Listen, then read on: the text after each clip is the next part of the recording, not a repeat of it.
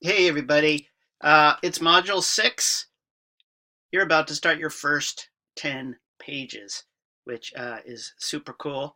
And I'm excited about it. I hope you are too. Hopefully all the pre-work, pre-writing you did gave you a new perspective on the script, gave you a chance to reevaluate aspects of your story, and just basically set your subconscious to work while you were doing all that stuff. So, retype your GD pages, people. You're cheating yourself if you don't. Um, why should you? It's extra work. It's actually not at all. It's going to make your script much better. What we tend to do, if you're just taking cutting and pasting 10 pages from your first draft and kind of retyping it, odds are what you're doing is just word swirling, which is moving stuff around, making small adjustments, but really it's not a significant rewrite. What you want to do, and this is assuming that your script needs to be rewritten. I'm not talking to you if your script is done, in your opinion, in which case you shouldn't be really working on it in this course. So I'm assuming everyone's script needs significant work. So you want to fight against word swirling, which is just making minor changes that you think are bigger than they are. When you retype your pages, you're more likely to do impactful adjustments to your script, because what you need to do, what retyping does, is fight against your um, all of our tendency to be a little bit lazy, or think good enough is good enough. You're like, well, this is good enough. This is as good as the stuff I've been reading from professional scripts, which is also known as shit plus one thinking, which we do not want to do. Good enough really isn't. You've got to push your craft and talent to the next level. And what happens is, here's the way I look. If I was better at math, I would explain this much better, but I am woefully inadequate in math. But when you retype, you're improving exponentially. And I like to think of the jump of storytelling that goes from a log line to an outline, right? When you express something as a log line and then create a full outline, you have exponentially developed that log line. And when you take a outline and write your first draft, adding dialogue, character, scene descriptions, all of that stuff, you have exponentially increased the quality and amount of storytelling from that outline to that first draft. And what I want you to see, that I hope you see, is that taking that first draft and all the work you've done and all the work that is there, and then retyping it as you rewrite, you're making that same exponential jump, because there are so many things on our mind when we're writing that first draft. One of the main things is you're just trying to get it done. You're trying to get it down. But now that it's down, you have eliminated all of those basic worries. And now you can write for quality, which you really don't do on the first draft. You're writing to get it down, to capture that lightning of your idea, but now you're writing for professionalism and quality. And yes, you're making some big changes and writing new material also. But on top of that, you are taking the scenes that do work, and by retyping it, you're going to leave out, you're going to notice so many little things that you wouldn't even bother to cross out if you were just doing a word swirling edit to the pages.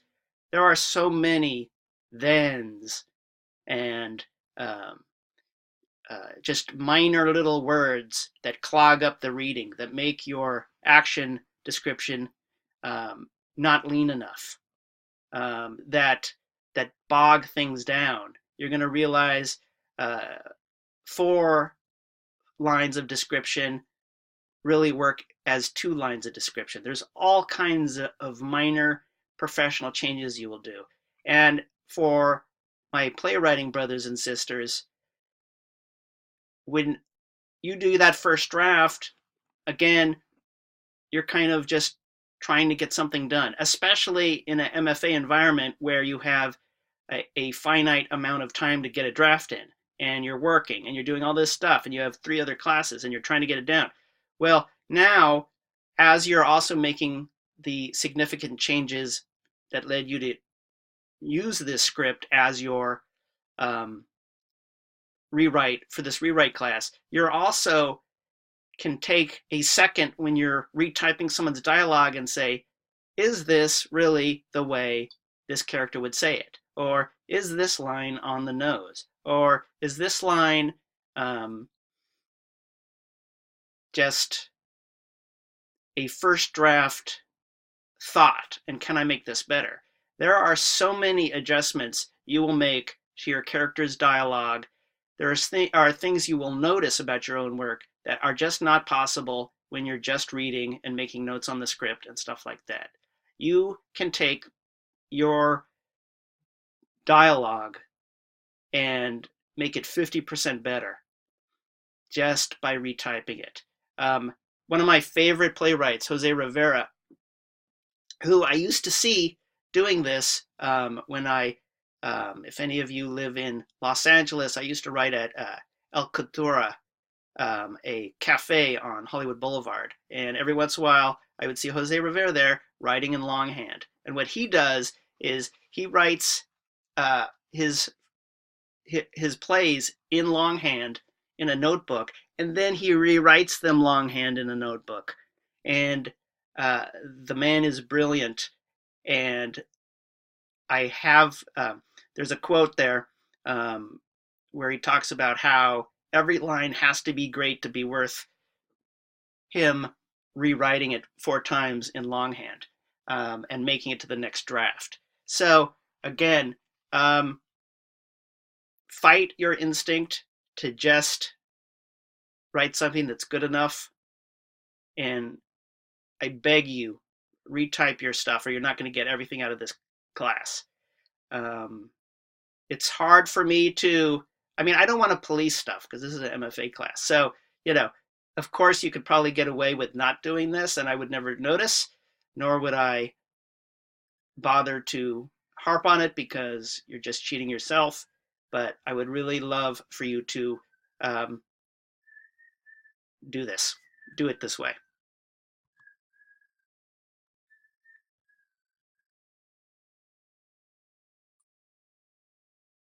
Sorry, minor interruption. So, this is kind of going back to what I said in the last one. I should have clicked forward on my presentation. The word or sentence should be perfect to survive or as good as you can do. Again, exponentially, the difference from idea to outline, from outline to first draft, and from first draft to your good draft is just massive. Here's something I think about and thought about plenty of times, and this motivates me. Maybe this is too aggressive and won't motivate you, and that's 100% fine. But get mad because they don't think you can do it. Prove them wrong. This is your last semester in the MFA program. It's time. It's beyond time to just turn it up to the highest level you can. I'm not saying you haven't. You probably have. But if you have a nagging feeling that you haven't, it is time to really Find your Spinal Tap 12 or Spinal Tap 11, and if you don't know that reference, go watch Spinal Tap. Because here's the thing, and this is true, and I use this to motivate myself, but everyone you submit your script to thinks your script will probably suck. And the reason they think that is because most scripts that literary managers at theaters have to read, or managers get that are submitted to them, agents, production companies, comic book companies, podcast companies, everyone, the vast majority are not good. And once you've been in a job where 80% of what you read isn't what you're looking for, isn't good, you get jaded. And so the reality is the default of most people going in is that your script's not going to be any good and that it's going to be boring. And let this piss you off. And let your anger express itself through discipline on your page, of making every page as good as you can. And this goes especially true with the first 10 and the final 10 pages of your screenplay or your stage play. And some of this I mentioned on the module, but you need to establish right off the bat that you know what you're doing, and you want your reader to subconsciously relax and go, this may not be what we're looking for, but at least it's well written and it's not going to be painful, right? And then slowly, by the end of the 10 pages, they're going to be hooked because you're going to do everything you can to make them eternally wonder what happens next. What happens next? I mean, the reason airport thrillers sell billions of copies are not because they're well-written pieces of literature, but their writers have figured out how to make someone turn the page. And in the end, that is the single most important thing you can ever learn about writing. You're always directing them, the reader, to what happens next. And when you're rewriting and retyping your pages, that can be a constant thought as you're designing the page, as you're writing your dialogue. You'll think to yourself as you redo your play, oh, I won't say this right now, or I won't say this line in this way because it'll be more mysterious. And talent doesn't mean shit without hard work. I have known so many talented people that I've either had when I was in school who were coming up along with me, or that I've met in workshops, and you read their script and you're like, this is so good. This person is like a major talent. And then you're like Googling them 10 years later, trying to figure out if they've done anything, and you can't find them because talent is good for a script or two, but in the end, it takes tons of hard work. And because you have to work really hard doesn't mean you don't have talent. Talent doesn't mean everything's easier. Talent means you have a greater responsibility to work harder. I don't know if anyone ever said that before, but I would coin that. Writing hack number 234763. Find a script that you feel has the same tone as your project and that you consider extremely well written. Type 3 pages before you start your writing session, meaning open up a file and retype that person's script. Novelists have been doing this for centuries. I forget the writer, but I was reading a writer, something about writers, and tons of famous writers used to um, recopy Dickens, as their MFA. They would retype or rewrite word for word, Great Expectations or whatever, to learn the craft of writing, to get inside that. One of my favorite novelists, an obscure Southern writer named Harry Crews, used to went on and on about how I forget who he used to rewrite, but he basically retyped this other novelist's work, word for word, and that was basically how he learned. And what this can do is you will notice tricks and moves that the writer is using or not doing, and that you will pick up and use in your game, and you will express them in a completely different way. This isn't about plagiarism or copying and stuff. This is about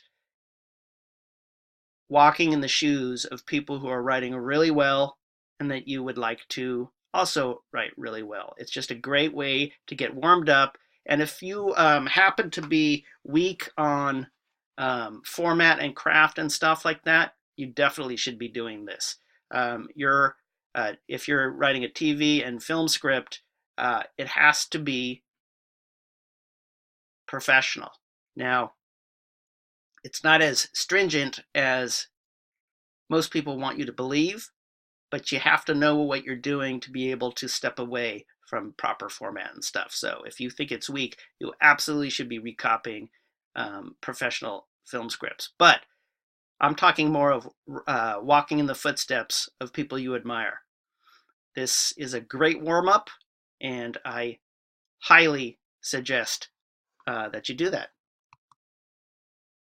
Another thing, another hack, find your soundtrack. Now there's two kinds of soundtracks: general writing soundtracks and soundtracks that are specific to your script. Song lists or similar movie soundtracks. My